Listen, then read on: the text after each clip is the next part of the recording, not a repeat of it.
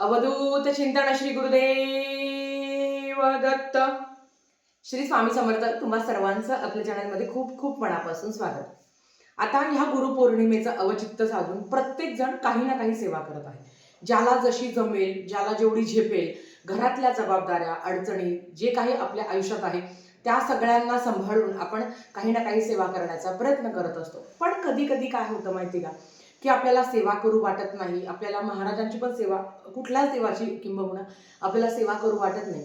मग असं जर तुमच्या आयुष्यात घडत असेल ना, तर मी तुम्हाला सांगते, ह्या गुरुपौर्णिमेपर्यंत आपलं जे मन आहे चंचल, जे इकडे तिकडे भरकटत आहे ना, त्या मनाला आपल्याला शांत करायचं आहे. आणि महाराजांकडे, तुम्ही आता किती दुःखात आहात, संकटात आहात, त्रासात आहात, नेहमी आपल्याला वाटत असतं की मला माझ्या इच्छेप्रमाणे जगायचं आहे, मला हे हवं आहे, मला ते हवं आहे.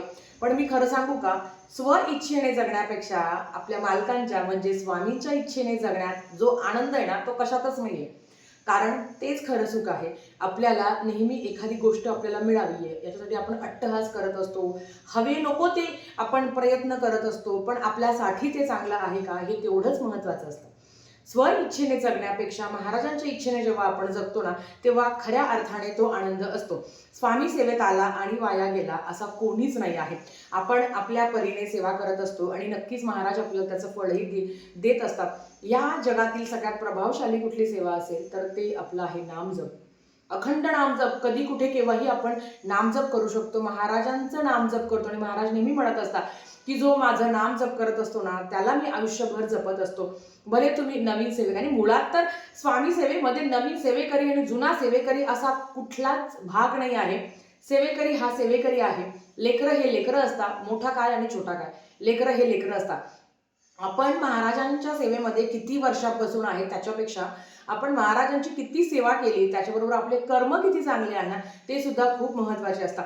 कधी कधी आयुष्यात असं होतं ना, की म्हणजे कोणाकडे काय सांगावं, कारण लोकांना रडून ऐकायची सवय असते आपल्या, आणि हसून जगाला सांगतात ते लोक.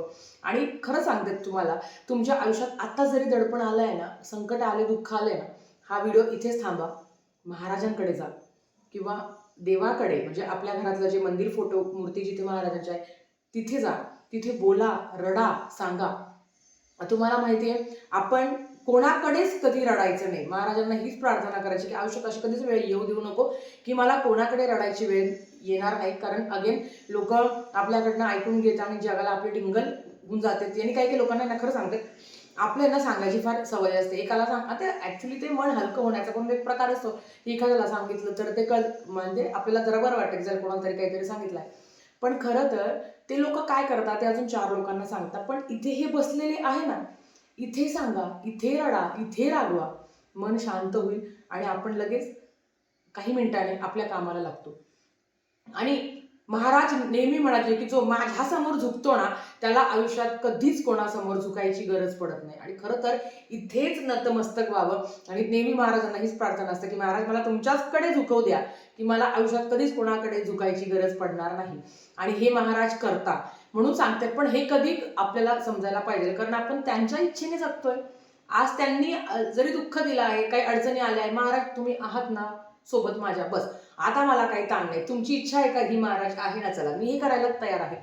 मालक आपले जे आई बाप, बंधू, गुरु सगळं आहे ते आपलं. त्यांच्या इच्छेने जेव्हा जगतो ना आपण, जरी दुःख आले, संकट आले, पण आपल्याला माहिती ना की हे बसलेले आहे, हे सगळं निस्तारणार आहे. आपलं काम काय आहे, त्यांचं नाम जप करणं आणि चांगले कर्म करणं. बघा, आपल्याला जर सांगितलं असतं ना की तुमच्या राशीला 7.5 आहे, पनौती आहे, हे खराब झालं, गुरु खराब झाला, हे खराब झालं, आपल्या मनात काय असतं, नाही नाही, माझे कर्म चांगले आहे ना, मी महाराजांची सेवा करतो ना, माझं नक्की चांगलं होणार. तुमचा गुरुबळ किती खराब असेल किंवा तुमचे ग्रह नक्षत्र तारे कितीही खराब असतील ना, ज्या ज्या घरात महाराजांची सेवा होते, स्वामी चरित्र, गुरुचरित्र, आपल्या कुळदेवीची सेवा, सगळं महत्वाचं आहे. याच्या पलीकडे पण तुमचे कर्म.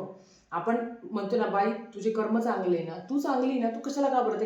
कारण आपल्याला माहिती आहे की युनिव्हर्सचा हा नियम आहे. मी जर चांगलं दिलं, माझ्याकडनं चांगलं घडलं, कळत न कळत, तर ते मला चांगल्याच स्वरूपात मला ते मिळणार आहे. पण मी जर वाईट दिलं, माझ्याकडनं जर एखाद्याबद्दल ईर्ष्या निर्माण झाली, एखाद्याबद्दल जलसी वृत्ती निर्माण झाली, एखाद्याचं मी वाईट केलं, तरी मी कितीही गाजावाजा केला आणि मी कितीही नामजप केले, तरी ते फिरून माझ्याकडेच येणार आहे. थोडक्यात काय, तुमचं काम, तुमचे कर्म, तुमची नीतिमत्ता एखाद्याचं चांगलं झालं, जो आनंद होतो ना, अरे बापरे, लय भारी झालं. एखाद्याने कोणी घर घेतलं, कोणी ट्रिपला जरी गेलं तर आपल्याला आनंद, बापरे तू ट्रिपला गेली, तुझं घर झालं. हा आनंद आतून आला पाहिजे आणि ही खरीच स्वामी कृपा असते. आणि ही सुद्धा त्यांचीच इच्छा असते की आपल्याकडनं काहीतरी घडतंय, कारण आपण फक्त निमित्त मात्र असतो. करता करविता ते इथेच बसलेले आहे. कोणाकडनं काय करून घ्यायचं, कोणाकडनं किती सेवा करून घ्यायची, हे सगळं महाराजांनी ठरवलं आहे. आपण फक्त त्यांच्याच म्हणण्यानुसार चालायचं. महाराज तुम्ही जसं म्हणता तसं, आणि त्यांच्या इच्छेने जेव्हा जगतो ना, खऱ्या अर्थाने ते सुख असतं. आणि ते सुख मानण्यावर आहे प्रत्येकाच्या आयुष्यात. आधी सांगते, कोणी जगा सुखी नाही, तुमच्यापासून माझ्यापर्यंत. पण जे आहे ना, जे दिलंय ना, त्याच्यासाठी कृतज्ञता. महाराज माझा भूतकाळ बघा कसा होता आणि माझा वर्तमान काळ बघा किती छान आहे, आणि मला माहिती आहे की माझा भविष्य काळ अजून 10 पटीने भारी होणार आहे. हीच जेव्हा भावना येते ना, तेव्हा ती खरी गुरुकृपा असते. आणि ही गुरुकृपा आपल्यावर प्राप्त व्हावी, कारण म्हणतो की माणसाने नेहमी सुखाने समाधानाने जगावं.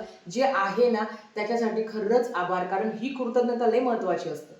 की महाराज जरी तुम्ही दुःख दिलंय ना, जाऊ द्या, पण मागच्या वर्षी तुम्ही माझ्यासाठी खूप चांगलं केलं आहे, माझ्या आयुष्यात खूप छान दिवस आणले आहे. आजचे पण दिवस निघून जातील, कोणाचेही दिवस निघून जात नाही, पण एक आहे, या वाईट दिवसात पण महाराज आपल्याला कधी सोडत नाही. आपणच कधी कधी त्यांच्यावर रागवतो.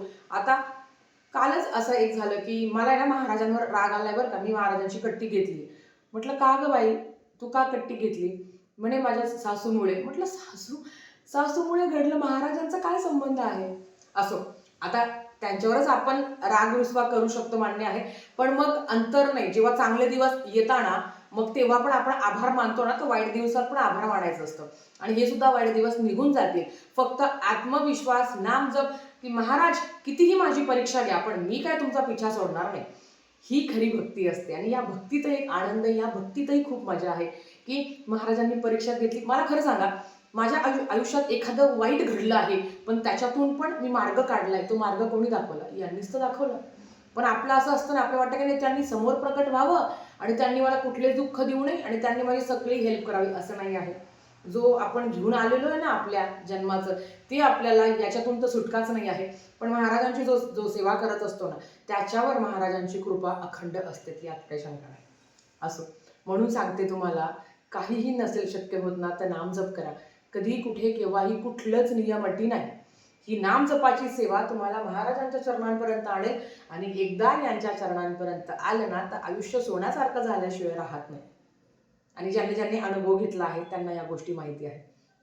आजच्यासाठी फक्त इतकंच. झालेली सेवा स्वामींच्या चरणी मी रुजू करते आणि आजचा व्हिडिओ इथेच थांबवते. आवडला असेल तर लाईक शेअर सबस्क्राईब करा. भेटूया परत अशाच एका नवीन व्हिडिओसोबत. श्री स्वामी समर्थ.